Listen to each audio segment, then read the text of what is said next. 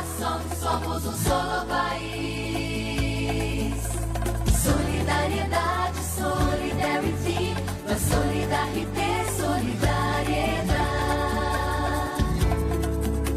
Solidariedade, solidarity, la solidarité, solidariedade. Espero fazer uma reflexão com vocês sobre um assunto que aparentemente parece ser diferente de uma questão, sobretudo dirigida aos executivos financeiros das universidades. Mas na verdade é que somos todos passageiros do mesmo barco. E eu vou ficar um pouco na dimensão do barco. Se o barco está no rumo certo, se o barco tem estrutura para enfrentar mares, às vezes, revoltos, ou se nós precisamos mudar de direção. Vocês têm ali, de toda forma, para poder seguir o raciocínio sobre o qual nós vamos refletir. Eu quero voltar nos pressupostos. Eu desejo fazer inicialmente alguma consideração como necessários pressupostos do que eu vou dizer durante a palestra e, sobretudo, em relação àquilo que eu vou concluir junto com vocês. Estou convencido que a sociedade ou a civilização só caminhará no rumo de uma sociedade ou de uma civilização sustentável, viável, na medida em que se ultrapassarem os desvios e as graves crises que ameaçam sua sustentabilidade, ou a sustentabilidade da civilização, o que quer dizer a sustentabilidade da universidade. Tenho certeza que a universidade tem um papel importante a desempenhar nesse momento. Tenho certeza também que a universidade tem potencialidade suficiente para responder a que esse mundo em transformação, ou esse navio com poucos rumos, ou sem rumo nenhum, espera que ela faça. Afinal, eu dediquei a melhor parte da minha vida, talvez a minha vida toda, à universidade. Então eu inicio dizendo que os equívocos em que incorre a universidade, vejam, começa pela própria forma como nós costumamos denominá-la: instituições de ensino superior. Digo isto na medida em que entre os conceitos e a expressão deles existe uma interferência mútua, no sentido de que os conceitos se expressam pela nossa palavra, mas a palavra influencia na formação dos nossos conceitos. A contribuição das instituições de ensino superior na construção de uma sociedade participativa e solidária é o enunciado desse tema. Considerando, porém, o que eu acabei de dizer sobre o relacionamento entre conceito e expressão, eu começaria de uma forma um pouco diferente. E aí nós temos o primeiro equívoco.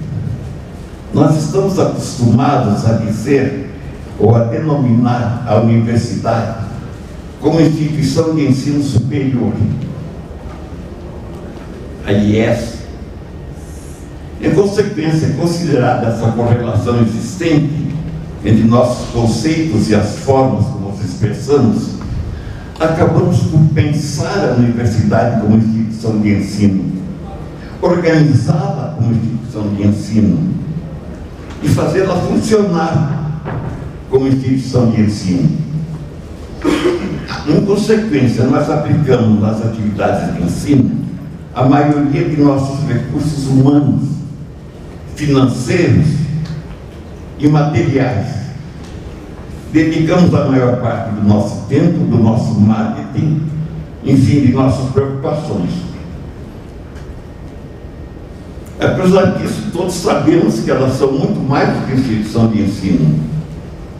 No mínimo, que elas são instituições de ensino, pesquisa e extensão, como dizem as constituições que se sucedem no Brasil. É preciso perceber, no entanto, que mesmo sendo instituição de ensino, pesquisa e extensão, as universidades devem ser muito mais do que isso. Ou melhor, que esse tripé, ensino, pesquisa e extensão, deve ser dado a ele uma dimensão muito maior do que desenvolver programas permanentes ou eventuais de assistência, de assessoria, de pesquisas, às vezes setoriais na universidade, ou individuais, deste ou daquele professor, desse ou daquele departamento. Nós temos que envolver a universidade como instituição de ensino, pesquisa e extensão.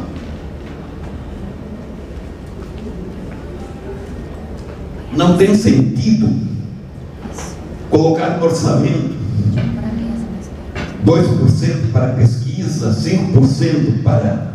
ou vamos fazer pesquisa se houver dinheiro. Não! Ela não é instituição de ensino. Ela é instituição de ensino, pesquisa e extensão. Até quando dividimos esses segmentos, nós estamos sendo até inconstitucionais a partir do mérito que divide. Esse é o primeiro equívoco. Há um segundo equívoco.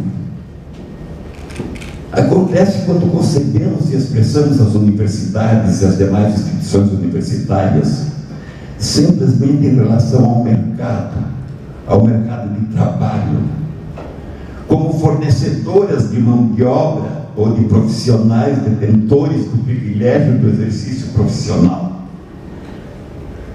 Por aceitarmos este conceito, acabamos novamente por fazê-las funcionar como instituições fornecedoras de mão de obra, talvez até qualificada para o mercado, e para nossos alunos como garantia de sucesso profissional.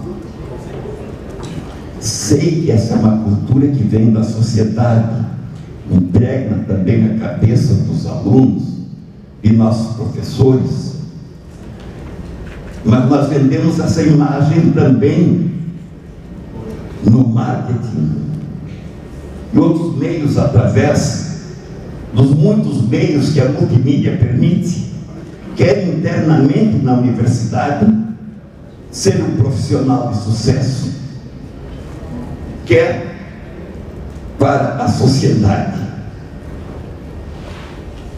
Mas nós não percebemos que o mundo precisa de profissionais de nível superior.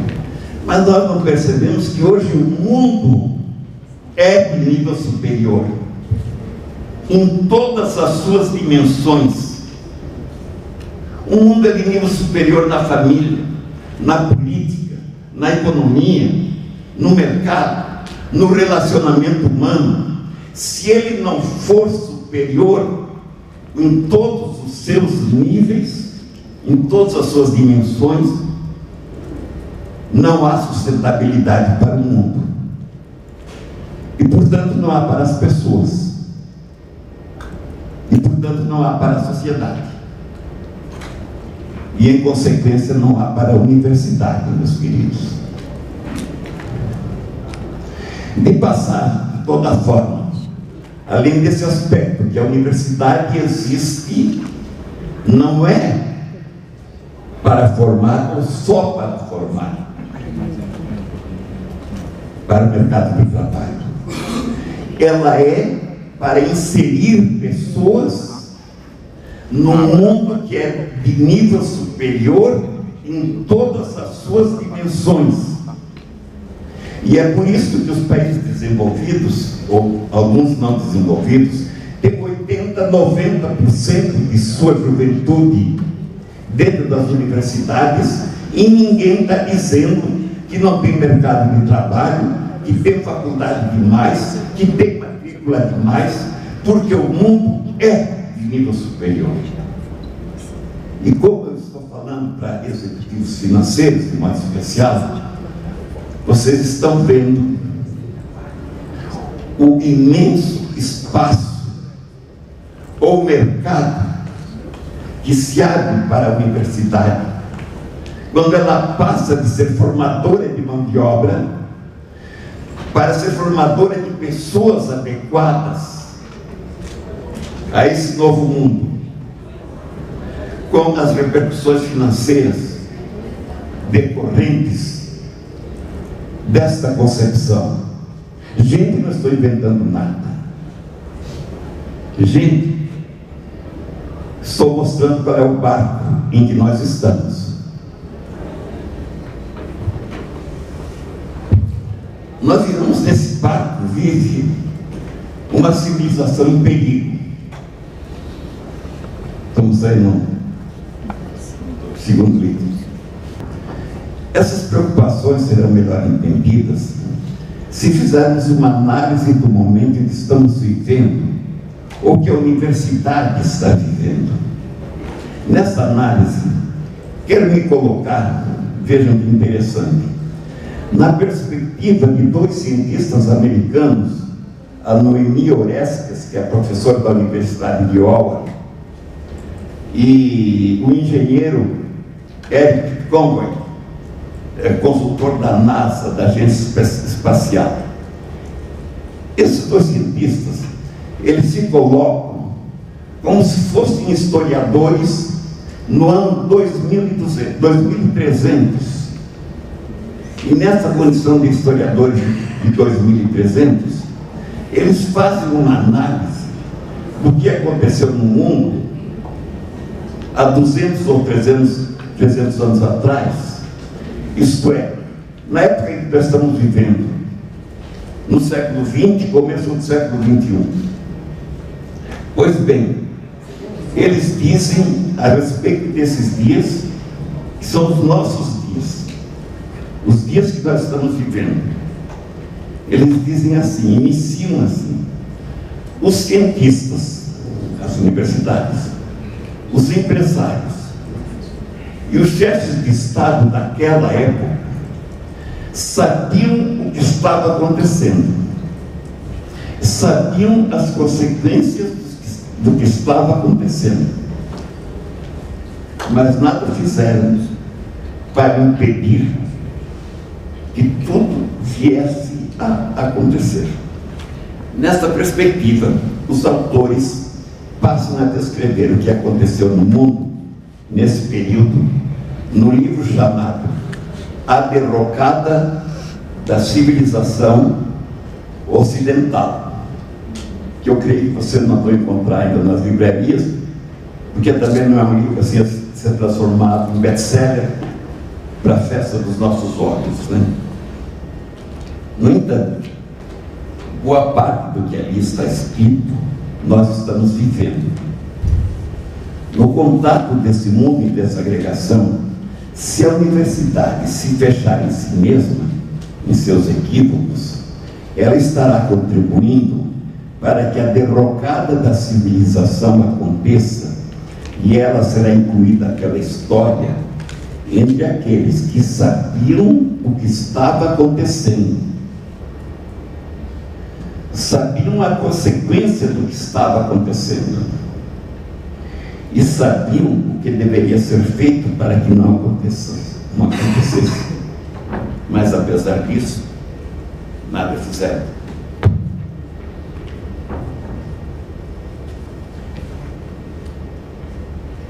Quero dizer que se a universidade, onde estão os melhores cérebros da sociedade, nada fizer, quem vai fazer? Os políticos, as corporações econômico-financeiras, os sistemas que dominam o conhecimento, a tecnologia e os mercados, abafando a diversidade, o pluralismo das culturas e, portanto, a liberdade. os fundamentalistas religiosos vão fazer esse mundo. Os que têm no lucro, no poder ou na ambição sem limites os seus deuses, a quem tudo deve ser sacrificado, inclusive a sustentabilidade da terra e a dignidade dos homens. Creio, meus amigos, que o ponto de partida para reverter essa tendência consiste em que a universidade comece a ver as crises ou as tragédias que rondam ao seu redor e ameaçam o mundo como sinais evidentes de que a transformação do mundo está em curso, já começou, e que tem a dimensão de uma verdadeira transição civilizatória.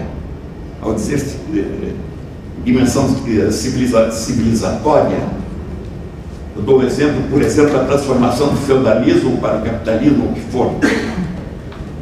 Essa transição levará a civilização a uma forma de ruptura ou poderá abrir para a nossa geração e para a universidade, a oportunidade única de construir uma nova sociedade sintonizada com os avanços e as transformações trazidas pela ciência e pela tecnologia, e portanto sustentável, e portanto viável. Porque, como eu tenho dito, foi em vão que os tripulantes do Titanic aprontaram a sala de jantar para o jantar de gala e não perceberam que o Titanic iria encontrar o iceberg na madrugada seguinte. O mundo é insustentável dessa forma. Ou vocês acham que é sustentável num mundo onde o mau uso da tecnologia em menos de um século destruiu de forma irrecuperável mais de 30% dos recursos naturais do planeta e está produzindo mudanças climáticas que, se não forem revertidas em tempo, poderão tornar a Terra um planeta de vida em extinção? Ou vocês acham que é sustentável uma economia que cresce globalmente em torno de 3% ao ano, meu presidente, enquanto o resultado desse crescimento se concentra nas mãos de uma minoria cada vez menor, a mais do dobro, quero dizer, se concentra a mais de 6% ao ano, ampliando perigosamente nessa progressão geométrica o abismo que separa os beneficiários do processo e os que dele são excluídos. Porque a exclusão não é uma questão de dado, é uma questão de processo, é uma questão de distância. Ou vocês acham que é sustentável uma civilização onde os sistemas globais que estão comandando o mundo, graças ao poder da tecnologia concentrada, estão fazendo substituir a diversidade que é o fundamento da liberdade humana, pelo monopólio de culturas, pela unificação de pensamentos, de usos e costumes, impondo à civilização a ideologia ou a cultura do consumismo e da alienação de um mundo de valores perdidos. Gente, eu estou falando do que vocês estão vendo ao seu redor, na sua universidade, na sua família, na sua comunidade.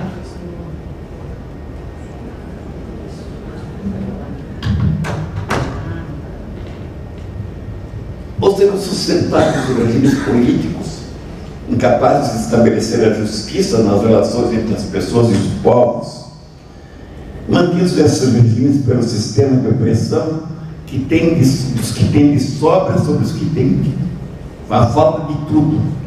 E ao me referir aos que têm de sobra, não me refiro somente às pessoas, mas me refiro às nações, às regiões E também não me refiro apenas aos bens materiais, mas à cultura, ao bem-estar, ao acesso à educação, enfim, tudo que significa uma dimensão humana de ser e de viver.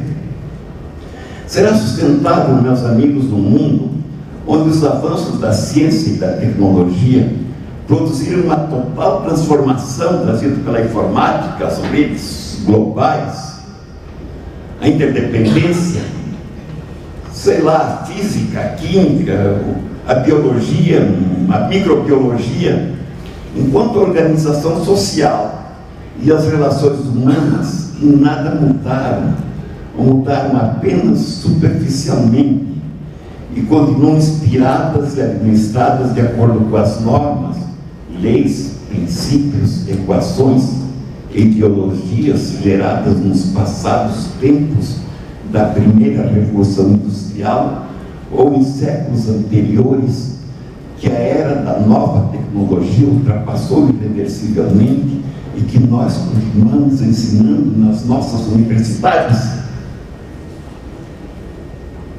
Meus queridos, eu continuo mais um pouquinho. Será sustentável num mundo onde milhares de pessoas, de tantas formas excluídas, fogem das guerras, das tiranias, da fome, da doença e da morte, em grande parte herança dos impérios colonizadores, onde o sol não se punha, arriscando a vida e milhares morrendo na travessia dos mares, nos muros e nas cercas de arame farpado do mundo rico, lembrando ao avesso os campos de concentração da era nazista e fazendo reviver cenas da Idade Média que se imaginava jamais pudessem ser vistas novamente. Gente, enfim, deixa uma pergunta: será sustentável no mundo onde a ética e os valores foram destruídos nas relações humanas e frequentemente na consciência dos homens, deixando vazio para ser ocupado pela ambição sem limites, o lucro, o consumismo, o pansexualismo, o prazer, o poder e o dinheiro, estabelecidos e adorados como novos deuses e supremos valores a quem tudo se sacrifica, inclusive a dignidade humana? Mas para que isso aconteça é necessário urgente perceber que a segurança do mundo ou a sobrevivência da civilização já não poderá ser feita pela força ou pela concentração das armas que no passado garantiam o domínio e a segurança do mundo com base no poder do mais forte. Pensar assim equivale a não perceber que se globaliza também e se difunde a força através do acesso aos meios que a tecnologia fornece nas mãos de uma nova forma de poder sem nome e sem face, espalhando o terror, a insegurança, o medo, multiplicando atentados e banalizando a morte em processos crescentes. Eu não estou falando de teorias.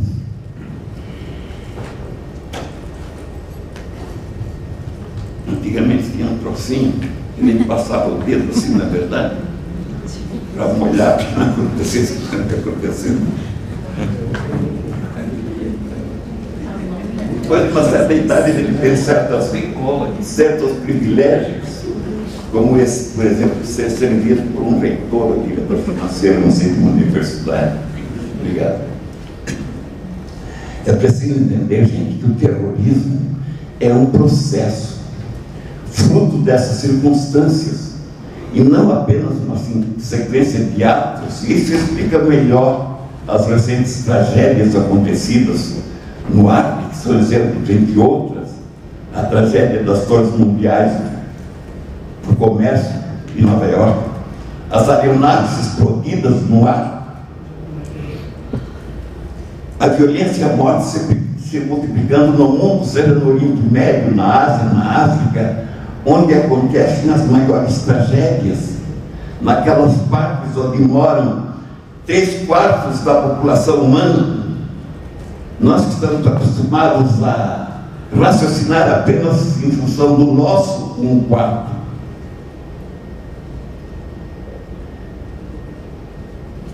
Onde acontecem as maiores tragédias, essas que não são transformadas em espetáculo midiático, como quando acontecem em Paris, em Londres, em Madrid, nos Estados Unidos, ou na insegurança e no medo que toma conta das nossas cidades. Tais formas desesperadas do terror e da violência estarão a cada dia ampliando seu espaço, porque se trata de um processo fruto do esgotamento de um modelo de civilização e não, como disse, apenas atos circunstanciais. Lembro de ter lido há coisa de 20 anos um romance de ficção, onde a chantagem ameaçava o mundo com uma dezena de ampolas de bactérias letais, capazes de envenenar as fontes de água que abastecem as cidades do mundo. Nem me dirijo a coisas fortuitas como aconteceram em Mariana, está acontecendo. Até pouco, uma ameaça assim era apenas de romance de ficção. Hoje leio que a vigilância sobre as fontes de abastecimento das grandes cidades está nas estratégias de segurança preventiva dos poderosos, através de seus ultra sofisticados sistemas de segurança, com quem imaginam dar sustentabilidade ao mundo. Isso pode acontecer amanhã. Enquanto isso, em nome da segurança, as liberdades conquistadas pelo homem através de sua história irão sendo cerceadas a cada dia, ameaçando nos fazer regredir a era da barbárie, que julgávamos definitivamente superada. Até onde temos que ir para ver? Dessa regressão, meus queridos, serão vítimas nossos filhos e netos, ou pensar que ainda vocês em sua velhice, não eu, porque já cheguei lá agora, não daqui a 10 anos.